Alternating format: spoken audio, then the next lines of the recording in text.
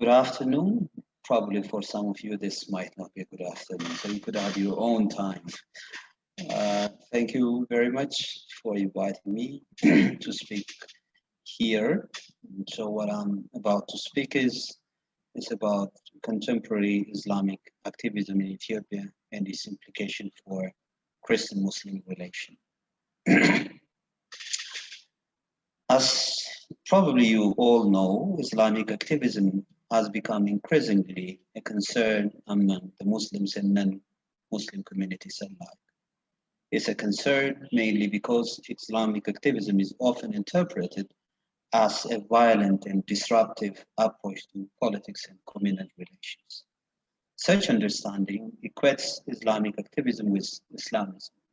In this line, for example, David Johnson argues that Islamic activism and Islamism are not distinct because of the sui generis nature of Islam, a religion whose primary goal is to bring the political, social, and moral dimensions of everyday life under the aegis of Islam. The implication of such a view being that all form of Islamic activism is an illusion, since by actively fomenting discontent, it only breeds violence and extremism. Equating all form of activism with militant Islamism is a monolithic, essentialist, and static conceptualization that has a little empirical support. The non-violence activism, among others, include the Dawah, which is the missionary activity related to the reception of the recitation of the Quran, the application of the Sharia, and conducting affairs of everyday life in Islamic spirit. It also includes social welfare, the provision of essential development assistance, education, and health care among the needy Muslims, and as well as charity, the support of the poor.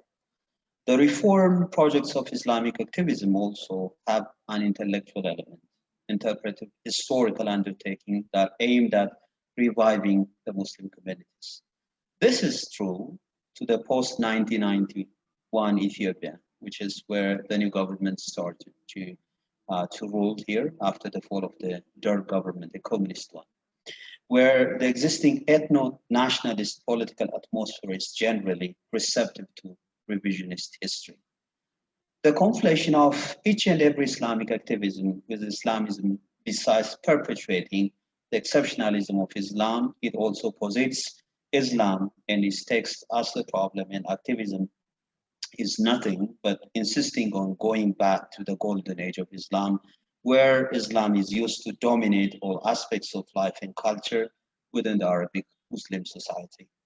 This view of Islamic activism, also by framing Islamic activism as a foreign import from oil-rich Gulf countries, it tends to ignore the local factors that shapes it. Indeed, Islamic activism intermingles with local customs, politics, economic and historical conjunctures, which forces us to study it within its own context.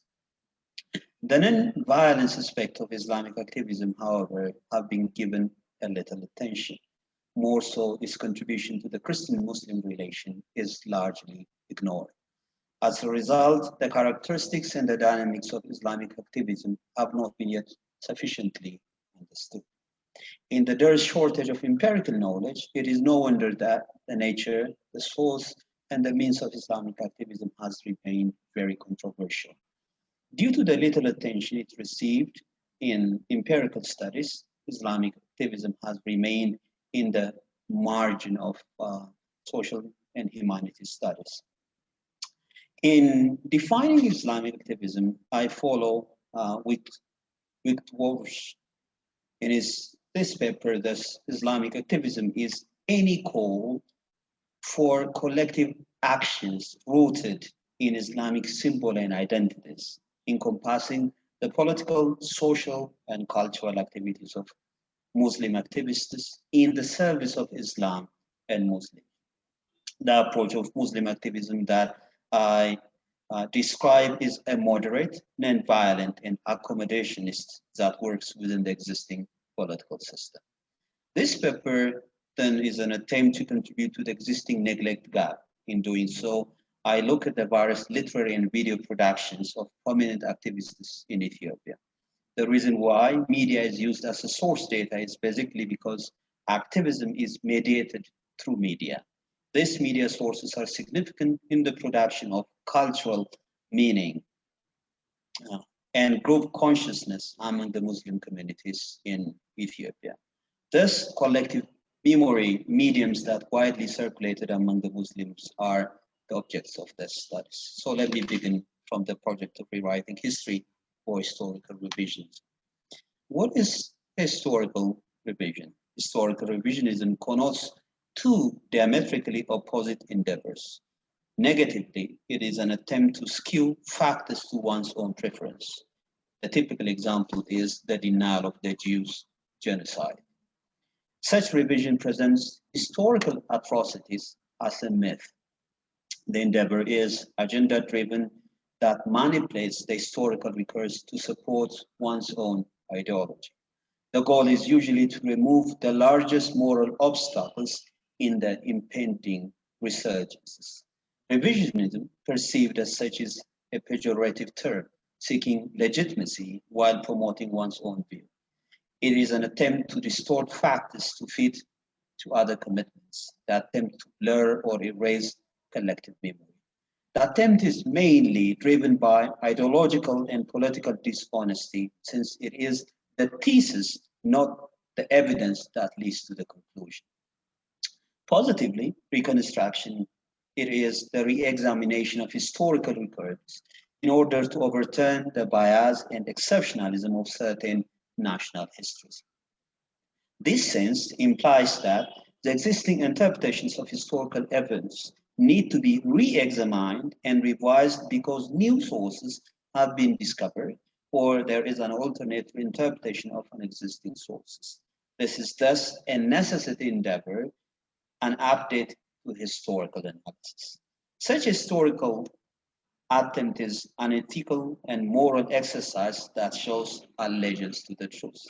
In this section, we are going to look at the revisionist attempts of Muslim activism in Ethiopia in order to understand these objectives. We ask three questions. One, is it an attempt to overturn the bias of the mainline historical discourses, which are perceived to be against Islam and Muslims? Two, is it an attempt to overturn the exceptionalism of Christianity? And three, is it an attempt to remove the largest moral obstacles so that they could negotiate a more positive image in the making of the nation? Yes is the answer for these three questions. In order to answer the above three distinct but interrelated questions, we will look at the Muslim activists' critics of the mainline history. This is quite crucial because the activists often contend that their stories have been systematically left out of the mainline historical accounts. This is no wonder because whenever people think of the nation Ethiopia, what they would think of is it is the Christian Ethiopia, despite the fact that Islam have been existing here alongside for the last 14 centuries. And 34% of Ethiopian population confesses Islam as its own religion. Despite this fact, but the main image of Ethiopia remains predominantly Christian. This is more true if you consider that some part of geographically, when you look at Ethiopia, that much of the periphery belongs to Islam and Muslims. So we will look at alternatively, not only we would be looking at this contention, but also we'll look at the alternate reconstructed histories. I would be picking only one as a sort of as an example. So the goal of this reconstruction is to foster the Muslim community's civic identities and pride in the nation where Christianity and their accomplishments are extolled quite a lot, while anything related to Islam and Muslims are viewed very suspiciously. This, among others, requires rationalizing controversial events of the past, hoping that it would diffuse controversy with the Christians.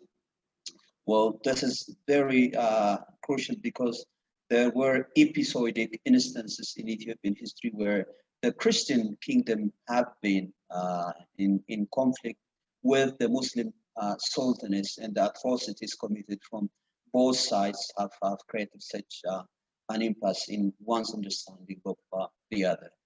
So looking at this alternative reconstructing history is also very crucial, often because Muslim activists argue that the Islamic contribution have been neglected and the achievement of the Christians are overemphasized in relationship with the nation Ethiopia.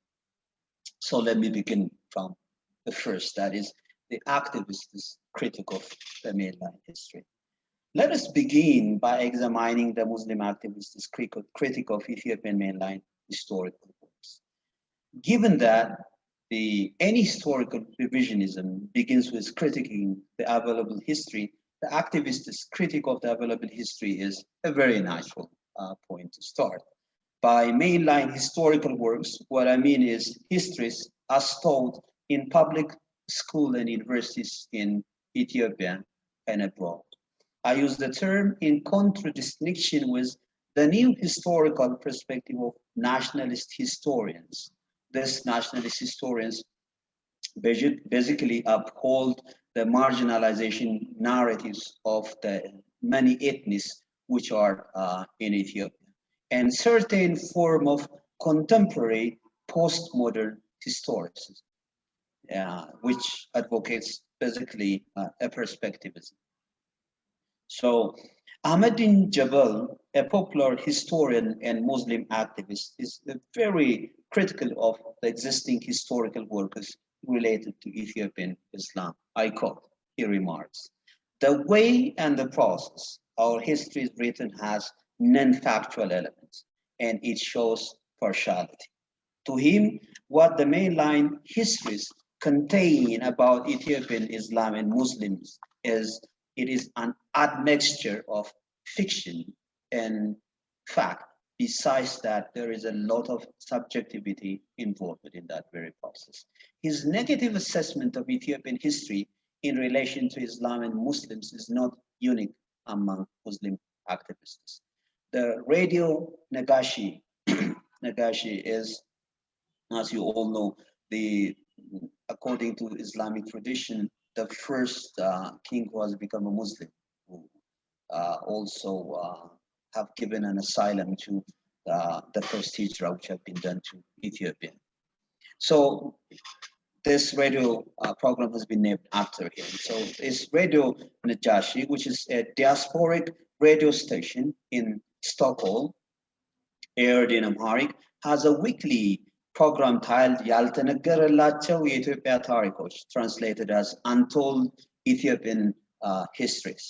The goal of this program is to bring to light the untold histories of Ethiopian Muslims. In one of the program, the producer states, I quote, "In the front line of Ethiopian nations," they are using the word nations because there are more than 80 ethnies here in Ethiopia, who are called nations and nationalities in Ethiopian constitutions. So in the front line of Ethiopian nations whose histories are suppressed are Muslims, end of quote. To this activists, the voice of Ethiopian Muslims have been silenced and suppressed. Some of the Muslim activists are very vocal in presenting Ethiopian Orthodox Tewahedo Christianity as the major culprit of the historical injustice of silencing the histories of Muslims. Akbar Ymer, one of the Muslim activists, for example, states, I'm going to quote, this is relatively a bit longer quote. He says this, "In Ethiopia, state and religion has been two faces of a coin.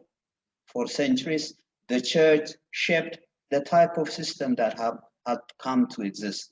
It is often said that political rulers used religion to advance their selfish agenda. In Ethiopian case, however, the reverse seems to hold true. The church has been instrumental in bringing to and sustaining power of that is believed would advance its agenda. As a result, it has positioned itself as a sole guardian of the country and the maker of its history." For Ethiopian Muslim activists, the predicament of the available political history connotes three but inextricably intertwined elements, namely the identity of the historian, their perspective, and the source the historian employed in the construction of the history.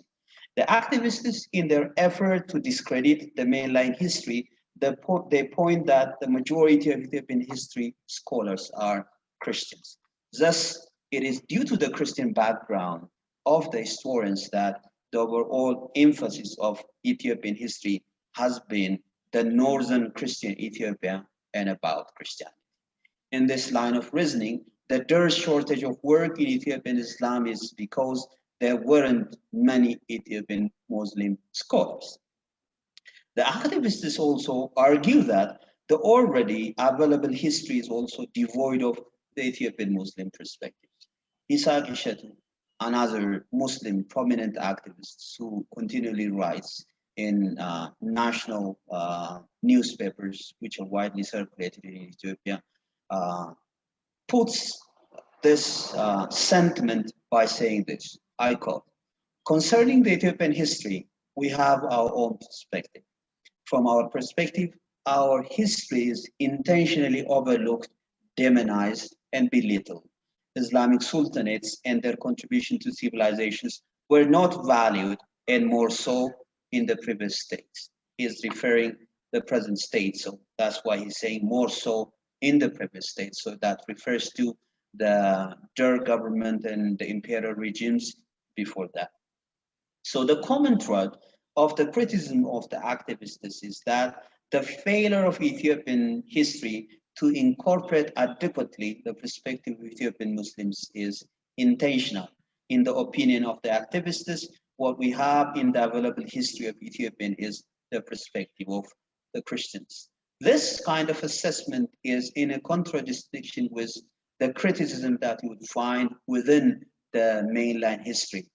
The mainline history also recognizes that there isn't enough share that has been given to Muslims and Muslims' history, but it associates such, the reason why it is left out, basically because of the existing research paradigm that they have been employing, which is a Semitist centrist research paradigms, which begins the North as a kind of a center against which everything is being valued at. The concern about the identity of historians in the process of constructing history emanates from the nature of the discipline of history. Indeed, there is a complex relationship between a historical fact and history. Historical facts are often partial records, and the interpretation of the historian fills the void between facts. The feeling of the fact, which is called analysis, introduces interpretive bias. The historian might either be conscious or unconscious of their own interpretive bias. Now the question is, if interpretations are part of historical construction, and there is a possibility of bias involved, thus re-examination of history becomes a commendable practice.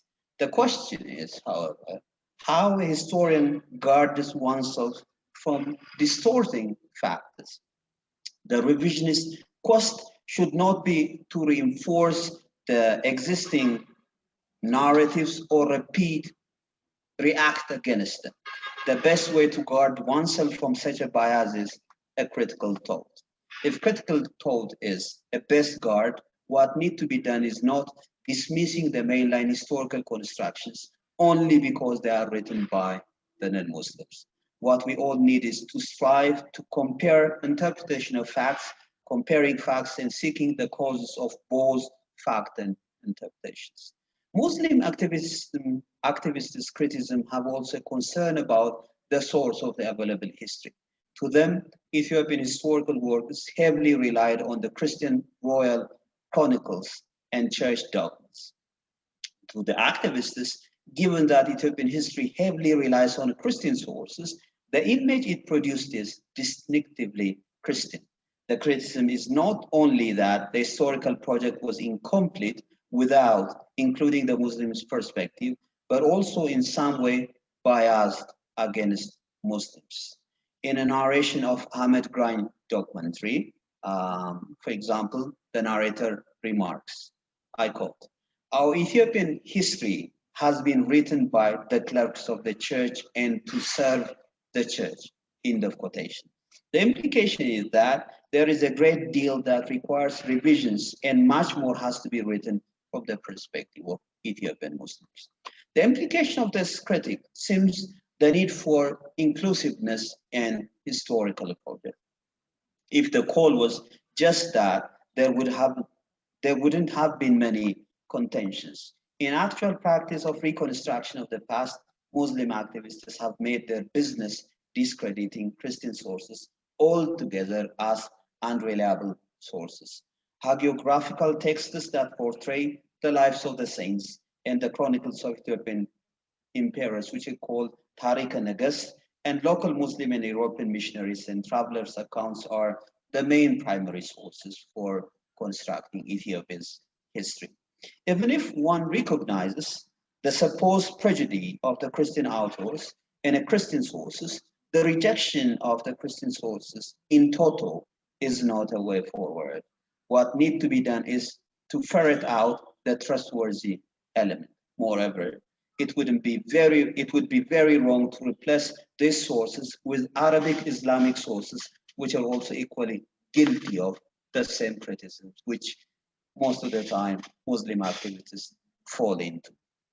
What historians need to do is critically engage the existing diverse sources, whether local or external, in order to arrive at a broadly based synthesis. Now, I have provided you the major criticisms that Muslim activists do advance. By way of an example to show you how reconstruction is being done, I would take an example. In line with the prevailing political climate, Ethiopian Muslim activists promoted their own heroic figures. One of such figures is Imam Ahmed ibn Ibrahim al-Ghazi, who lived between 506 and 1543. Ethiopian Christians tend to refer him Ahmed Grind, which means Ahmed the left-handed. Ethiopian Muslim activists rewrote their history in relationship with him. Given his negative image among the Ethiopian Christians, however, his story, the rewritten story, invokes polemic towards the church. In relation to him, the Ethiopian Tawhado Church becomes the object of polemics too. The church is said as institution that tends to demonize non-Orthodox background heroic figures of Ethiopia. In an effort to negotiate the re-imaging of Imam Ahmed, the activists side with non-Orthodox religions in Ethiopia. The activists reasoned that the church demonized the 10th century Judith Gudit, a semi-legendary queen of Beth Israel, which means Ethiopian Jews, only because she was a Jew. In a similar line, also they point that the church painted as an enemy of the Ethiopian Emperor Susunios, who lived between 1606 to 1632, only because he converted to Catholicism. The overall effort of the activists is to dismiss those historical materials that negatively paint Imam Ahmed as a non-Ethiopian and destructive force. Notwithstanding the criticisms that the church historical records have a bias, denouncing all the records of the church as a totally unreliable and picking only Islamic sources that depict the Imam positively doesn't add value for the constructive dialogue. In relation to his image, the painting of Ethiopian Orthodox Tawhado Church is as an institution that demonize anything other than Orthodox Christianity is also unhelpful. In the new historical revision of the activists, the Imam turns from an outside invader to a young man who has a deep love to his country. His brutal actions against Christians in the church are at times rationalized on the ground that they were merely response to the previous injustice and his contemporaries. Others dismiss the charge as inventions. In the new assessment he contributed to the nation, one of his contributions is the ruling of the nation in accordance with the Sharia law. Ethiopian Muslim activists, even though they don't request the endorsement of Sharia to all Ethiopians, they of it as the best rule that humans could govern themselves with. From his historical legacies, the narratives also discounts the forced Islamizations he pursued. In the narrative, what happened is rather the peaceful re-Islamization of the previous sultanates and those Christians who were willing. Historical areas in the south like Bale, Dawaro, and Hadiya were Muslim sultanates upon whom Christianity was imposed. In the narrative, the Imam is not an invader, rather a hero, fought for defending his and the rights of a fellow Ethiopian Muslims. He is extolled as a great personality that unified Ethiopia from the present Somalia to Eritrea. With a sense of pride, the narrative indicates that he governed Eritrea, Ethiopia, Somalia, and Djibouti. He was a mujahideen, one who struggled for the sake of Allah and Islam. He was a good news for Muslims who were repetitively insulted and mistreated by the Christian kingdom. In the narration, however, his destruction has been overlooked. The narration is also very critical of Ethiopian Orthodox Church and the book written by Abba Mbako. The negotiation with the Christians didn't succeed about the rewritten history. Still, many Christians frame the Imam as a Somali rather than an Ethiopian. Most of Ethiopian Christians, however, still refuse to hold the view that his motivations are primarily economic and his actions are retaliations against the injustice of Ethiopian Christian kings. Among Ethiopian Christians, both the Imam's motivation and the support he marshaled from the Muslim nations signify the face of radical Islam and the danger it poses to the Christian Ethiopia. The sentiment of such views captured in the following quotation. I read a Christian quotation. Ethiopia hasn't yet fully revived from Ahmed Grant's tenderness, a chilling devastation of Muslim forces on a Christian Ethiopia. Even though the human and the material cost of these invasions are infinite, what I always regret is rather the loss of some of the oldest church scriptures, only whose titles have remained with us today. The Muslims had no reason to devour Christians except for their jihad. The Christians established and ran the country's government. Some tribes like the Somali and Ifats living in some remote part of the country accepted Islam, and they were also allowed to govern themselves while in Ethiopian state. Even when we see it today, what better options were available for the imperial government than this? The main objective of jihad war waged on Christians was to convert them all to Islam, thereby administering them under the Sharia law. The Muslim never thought of taking up only government power and let the Christian rule themselves. Another Christian apologetic remarks about the war. As the name itself implies, one of the destructive wars in Ethiopia was Gran Ahmed's War. This war was a war against Christianity with the sponsorship of Saudi Arabia under the Somali Ahmed Gran. Well, in fact, the Saudi Arabia didn't exist as a nation at that time, but that is how it is portrayed. The period was where many Christians were Islamized, except 1/3 of the populations. Many churches were burned down, and those who refused the conversations were slaughtered. Now, these are the historical reconstruction. Now, what is the implication for the Christian-Muslim relation? So that would be the last topic that I'll talk today. With that, I would wrap up. In the context of religious plurality, dialogue plays a crucial role in fostering neighborly and peaceful relations between Muslims and Christians. This is more true for nations like Ethiopia, where Christianity and Islam have coexisted peacefully over 14 centuries.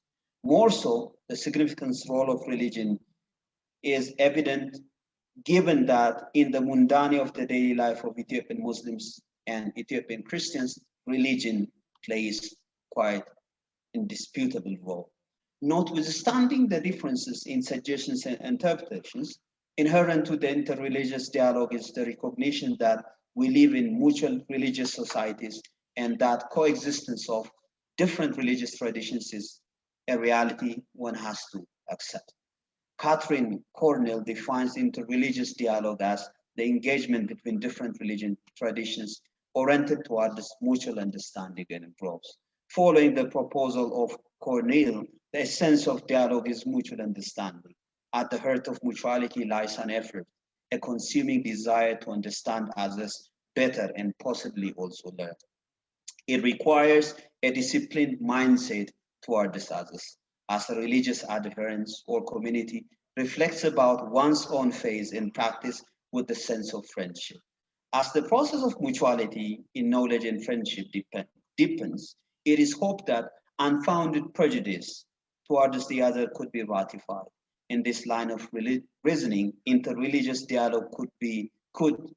interreligious dialogue could the religious to hold their own commitment while also becoming open to the other with a genuine respect. The collective memories nurtured among Ethiopian Muslim activists, as well as the Christian responses, are far from the ideals of interreligious dialogue.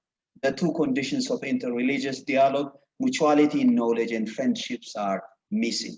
The other has become opponent in a contest, not a friend, but a stranger, and at times an enemy.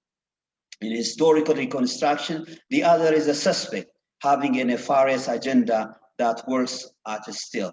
As a result, many Christians view the recent historical reconstructions among the Muslims, the Islamization of history. In this historical reconstruction, the other is a suspect, having a nefarious agenda that works in stills. The determination seems just to win a controversial and nuanced topics. Uncritical commitment to one's tradition and a tendency to filter contrary evidences constrains the possibility of learning from the other.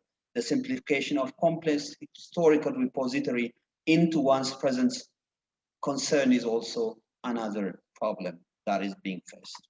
Ethiopian Muslim activists' narrative core is the political marginalization of Ethiopian Muslims.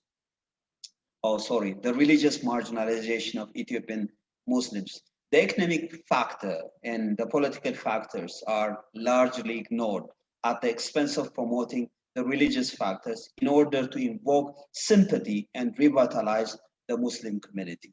The activists' negotiation to replace the economic with the religious factor nurtured a sense of hostility and defensiveness among Christians. So far, the collective memories advanced among the Muslim community and the response of the Christian communities are monologues rather than conversations. The approach at its worst is polemic and at its best is apologetics. If the Christian and Muslim activists join in a dialogue rather than monologue, the dialogue would have punctuated the points of connection between the conversants. The overall attitude has been not only being proud of one's religious tradition, but also unhealthily looking down at the other.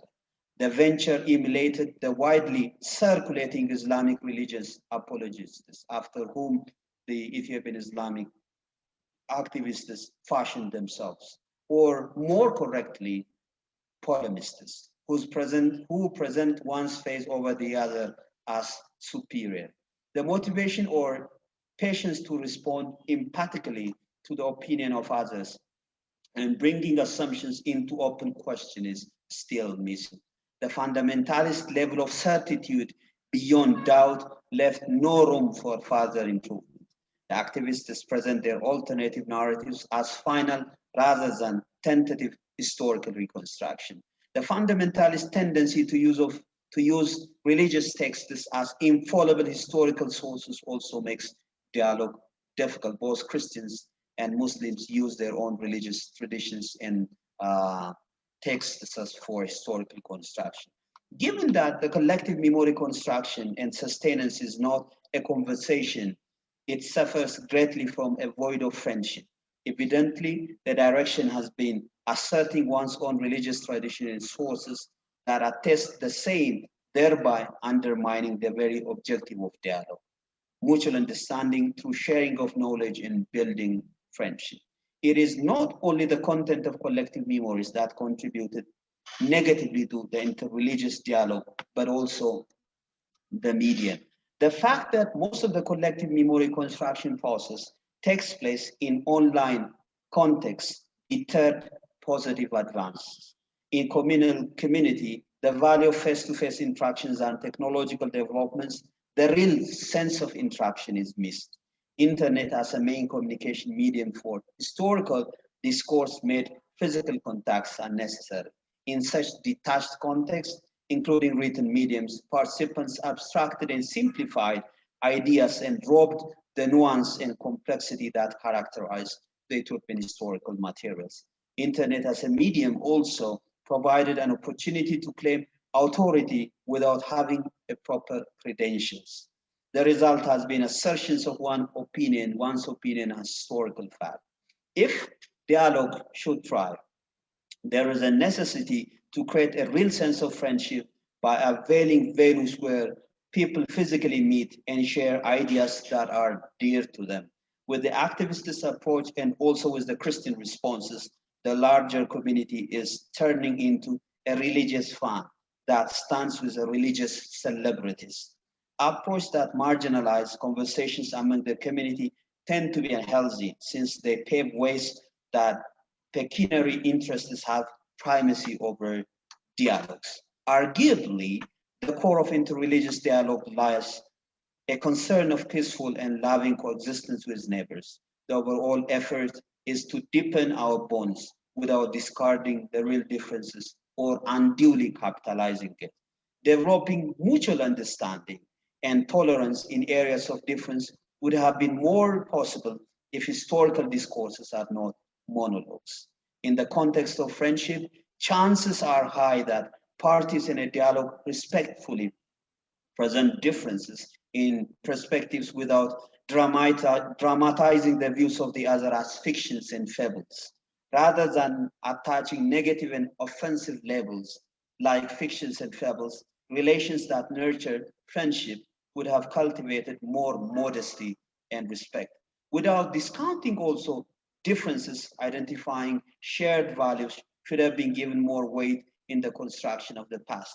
While certain schematic templates are inevitable in the collective memory constructions, the core of the endeavor, among others, should also include the need for establishing interface bond and finding common grounds. So by way of concluding, it is only when interfaith bonds are strengthened that unfounded prejudice and religious fanaticisms lose their fertile grounds. In this regard, the potential role that interreligious dialogue beyond therapeutic values could play a decisive role in averting conflicts from the very outset. What the reconstructionist alternative history and the reaction of the Christians lack is a historical reconstruction that is sympathetic, spiritually enriching, and yet intellectually refreshing, being true to their sources as they portray the history. Thank you very much for listening. This is what I have for you guys, and I would love to continue conversing.